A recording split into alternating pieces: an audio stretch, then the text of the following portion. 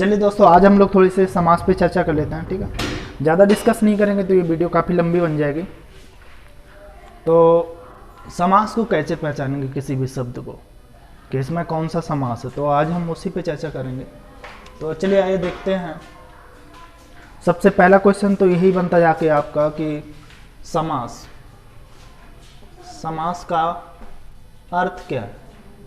ठीक है, ये यूपी टेट में पूछा जा चुका है और ये टॉपिक आपका सुपर टेट के लिए भी जरूरी है और आपके यूपी टेट के लिए भी। तो समास का अर्थ क्या है दोस्तों, संक्षेप में, ठीक है, या फिर हम इसको संक्षिप्तीकरण भी बोल सकते हैं। क्लियर? कहने का मतलब है किसी भी लंबी चौड़ी बात को अगर हम एक वर्ड में कहें तो वो क्या बन जाएगा, आपका समास। क्लियर? अब यहां पे थोड़ी सी चर्चा और कर लेते हैं। जैसे यहां पर हमने लिखा राजभवन, तो जब इसको हम तोड़ेंगे तो दो पार्ट इसके निकल के आएंगे। कौन कौन सा? राजा का भवन। ठीक है, जब हमने इसको तोड़ा तो इस तोड़ने की प्रक्रिया को क्या कहते हैं, इसको हम विग्रह बोलते हैं। ठीक है, जब हम संधियों के परिप्रेक्ष्य में बात करते हैं तब उस तोड़ने की प्रक्रिया को हम क्या कहते हैं, तो विच्छेद बोलते हैं वहां पे। और समास में क्या कहते हैं, विग्रह, अलग करना, विग्रह। और इस राजभवन को क्या कहते हैं, जो एक पूर्ण शब्द होता है यहाँ पर, इसको हम समस्त पद बोलते हैं। क्लियर? इसको हम समस्त पद बोलेंगे। जब इसको हम तोड़ देंगे तो ये क्या बन जाएगा, आपका विग्रह हो जाएगा। ठीक है, तो पहला क्वेश्चन आपका यही हो गया कि समास का अर्थ क्या है। तो समास का अर्थ क्या होता है, संक्षेप में या फिर संक्षिप्तीकरण। ओके, दूसरा प्रश्न है आपका समास के प्रकार। अब हम लोग समास के प्रकार देखें तो समास के कितने प्रकार होते हैं, 6 प्रकार होते हैं। एक एक पॉइंट क्लियर करते चलिएगा। ठीक है, तो समास के कितने प्रकार होते हैं, 6 प्रकार होते हैं। कौन कौन सा? पहला है आपका अव्ययी भाव समास।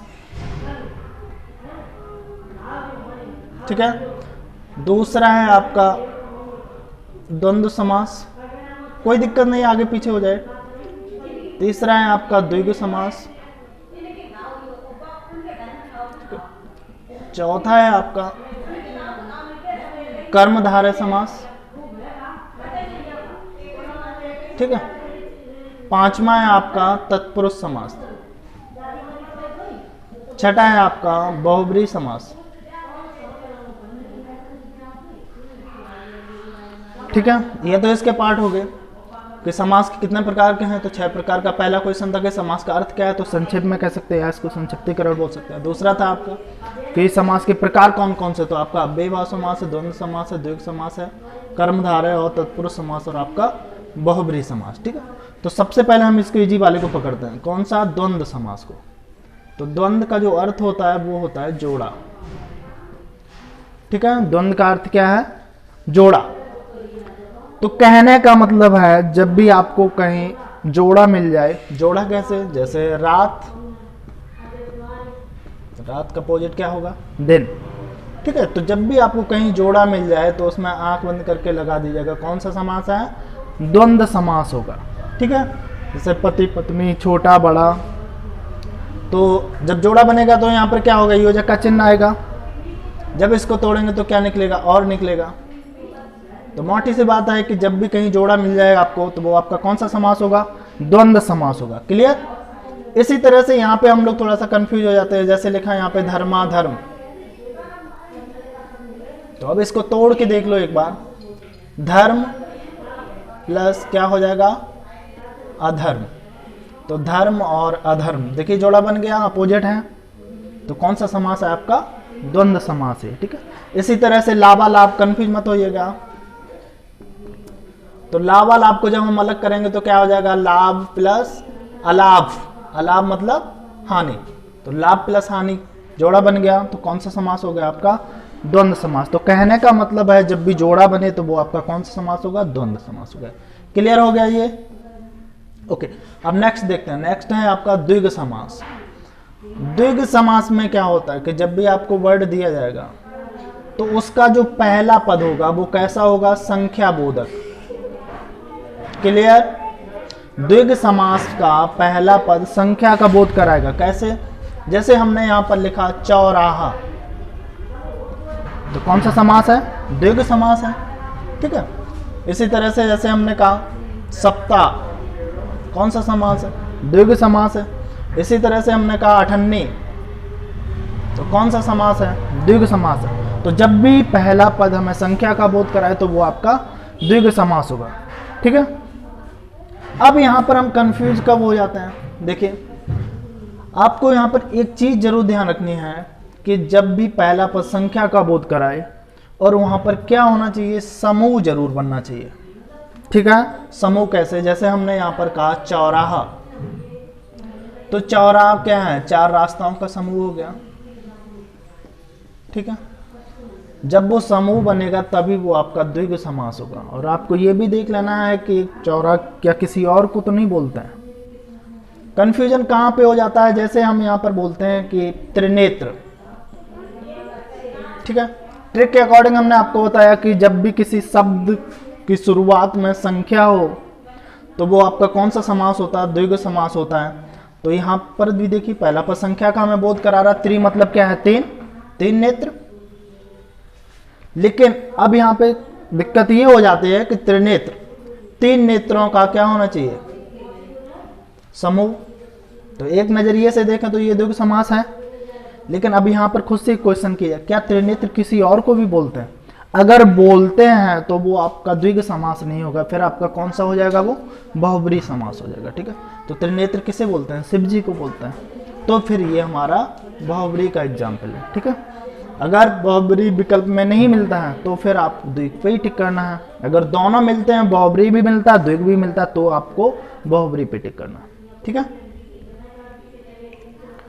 तो ये भी क्लियर हो गया।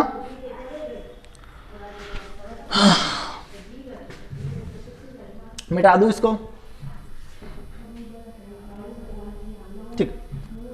अब देखिए, अब हम बात करते हैं कर्मधारय समास की। तो कर्मधारय समास को हम कैसे पहचानेंगे वो देखिए। कर्मधारय समास में विशेषता बताई जाती है। ठीक है। ध्यान रखना है, कर्मधारय समास में क्या है, विशेषता बताई जाती है। दूसरी कंडीशन ये है कि आप कैसा लगाकर देख लो। ठीक है। जब आपको कैसा का अगर आपको जवाब मिल जाए तो वो सिर्फ और सिर्फ क्या होगा, कर्मधारय समास होगा। कैसे, जैसे हमने यहां पर कहा प्रधानाध्यापक। ठीक है। दूसरे पार्ट में देखिए कैसा लगाइए, अध्यापक कैसा है, तो हमें जवाब में क्या मिला, प्रधान है। तो यानी अध्यापक की विशेषता बताई जा रही है। तो कौन सा समास है आपका, कर्मधारय समास। इसी तरह से हमने लिखा यहां पर मृग नयन। ठीक है। तो नयन, नयन कैसे हैं, कैसा लगाकर देखिए नयनों में, तो मृग के समान। तो जब विशेषता बताई जाती तो वो आपका कौन सा समास होता, कर्मधारय समास होता। यहाँ पर थोड़ा सा कंफ्यूजन हो जाता है कभी कभार, जैसे हमने यहाँ पर लिखा मृग नयनी। ठीक है। तो मृग नयनी में आपका कर्मधारय समास नहीं है, तो फिर ये कौन सा समास आपका बन जाएगा, बहुब्री समास बन जाएगा। तो ये आपको हम बहुब्री में समझाएंगे। तो इतना क्लियर हो गया आपका। ठीक है। तो जब भी विशेषता बताई जाए तो वो कर्मधारय समास होगा, और अगर ज्यादा कोई दिक्कत है तो फिर आप कैसा लगाकर देख लो, अगर उसका आंसर मिल जाए तो फिर वो 100% कर्मधारय समास होगा। ठीक है। अब इसके बाद हम बात करते हैं तत्पुरुष समास के। तत्पुरुष समास कैसे, जैसे अभी हमने एक एग्जाम्पल लिखा था पहले, राजभवन। ठीक।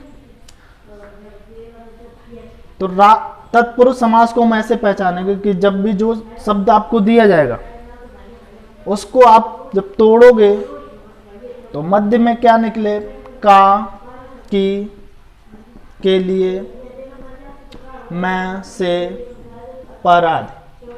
ठीक है।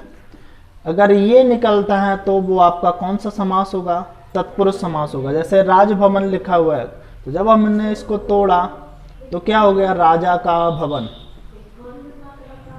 तो का निकला, कौन सा समास है हमारा, तत्पुरुष समास है। ठीक है, जैसे हमने लिखा रसोई घर, तो अलग किया तो क्या हो जाएगा, रसोई के लिए घर, तो कौन सा समास हो गया आपका, तत्पुरुष। अगर हमने आपसे कहा कि वनवास, तो कौन सा समास हो गया, वन में वास, तो मैं आ गया तो कौन सा हो गया, तत्पुरुष समास। ठीक है, तो ये कारक चिन्ह अगर निकलते हैं मध्य में तो फिर आपका वो तत्पुरुष समास होगा। इसके भी पार्ट होते हैं, फिर वो नेक्स्ट वीडियो में हम लोग डिस्कस करेंगे। अब बात करते हैं बहुब्रीहि समास की। देखिए ये बहुत इंपॉर्टेंट है, बहुब्रीहि समास को कैसे पहचानोगे। देखिए जब भी आपको कोई संस्कृत का वर्ड मिल जाए, ठीक है, तो उसमें बहुब्रीहि समास होगा। जब भी आपको किसी देवी देवता का नाम मिल जाए तो उसमें आपका बहुब्रीहि समास होगा। देवी देवता ऐसे नहीं कि हनुमान बजरंगबली ऐसे नहीं मिलेंगे। ठीक है, कैसे मिलेंगे आपको, संस्कृत में मिलेंगे। तो जब भी आपको पर्यायवाची शब्द मिल जाए तो आपका कौन सा होगा, बहुब्रीहि शब्द होगा। जब आपको अनेक शब्दों के लिए एक शब्द मिल जाए तो आपका कौन सा होगा, तो भी आपका बहुब्रीहि समास होगा। ठीक है, जैसे हमने यहां पर कहा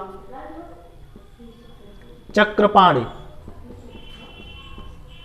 ठीक है, तो चक्रपाणी में कौन सा समास है। आप देखिए यहां पर जो बहुब्रीहि का एग्जाम्पल होगा तो वो अपना जो आप पढ़ोगे तो वही अर्थ नहीं देगा, एक नया अर्थ देगा जाके। बस आप ये लगा के देखो, क्या चक्रपाणी किसी और को बोलते हैं। अगर किसी और को बोलते हैं तो वो सिर्फ और सिर्फ किसका एग्जाम्पल होगा, बहुब्रीहि समास का होगा। ठीक है, इसी तरह से बीड़ा पाड़ी, तो वही अर्थ नहीं देगा। आप ये देखो कि बीड़ा पाड़ी किसी को बोलते हैं तो तुरंत आंसर मिलेगा हमें कि हाँ सरस्वती को बोलते हैं, तो हमारा कौन सा हो जाएगा, बहुब्रीहि समास हो जाएगा। ठीक है, जैसे जलज है, पंकज है, तो इनमें पर्यायवाची शब्द हो जाएंगे, तो इनमें सब में क्या हो जाएगा आपका, बहुब्रीहि समास हो जाएगा। तो ये क्लियर हो गया। ठीक है, अब बचा आपका अव्ययी भाव समास। तो इसको कैसे पहचानोगे, देखिए पूर्व पद इसका अव्यय होता है, या फिर आप इसको ऐसे समझ लो, हम किताबी भाषा पे नहीं जाएंगे। ठीक, जैसे आपको कोई शब्द मिला, ठीक, जैसे यहां पर लिखा हुआ है शोध, उपसर्ग क्या होता है, जो शब्दांश यानी किसी शब्द का टुकड़ा किसी शब्द के प्रारंभ में जुड़कर उसका अर्थ बदल देता है, उसे हम क्या कहते हैं, उपसर्ग कहते हैं। तो वही चीज यहां पर है कि किसी शब्द में एक छोटा सा टुकड़ा अगर आगे जुड़ा मिल जाए आपको, तो फिर वो आपका कौन सा होगा, अव्ययी भाव समास होगा। अगर हम यहाँ पर प्रति जोड़ दें तो ये क्या बन जाएगा आपका, प्रतिशोध बन जाएगा। ठीक है, इसी तरह से आपका आजन्म हो जाएगा, ठीक है, बेघर हो जाएगा, भरपेट हो जाएगा। तो इसमें क्या है, उपसर्ग जुड़े हुए हैं, तो उसमें सिर्फ आपका कौन सा होगा, अव्ययी भाव समास होगा। या फिर अगर कंपेयर करना चाहते हो तो आप चारों विकल्प देख लो। ठीक, एक चीज और यहाँ पे जो रिपीट होती है एग्जाम में, कि जब आपको रिपीटिंग वाले शब्द मिल जाएं, जैसे हम बोले यहाँ पर बारंबार, ठीक है, रातों रात, तो इसमें कौन सा समास होगा आपका, अव्ययी भाव समास होगा। जो हमने अभी आपको एक द्वंद्व का एग्जाम्पल दिया था, जैसे धर्माधर्म, देखिए ये भी लग रहा है कि ये रिपीट हो रहा है, ये रिपीट नहीं हो रहा। जब इसको आप अलग करोगे तो क्या निकलेगा आपका, धर्म और अधर्म। तो जब जोड़ा आपका निकले तो ये भी चीज आपको देखनी है, तो जब जोड़ा निकले तो वो आपका द्वंद्व समास होगा, और जब सीधा सीधा रिपीट होता है रात और रात, तो फिर आपका अव्ययी भाव समास होगा। Clear, okay, thank you.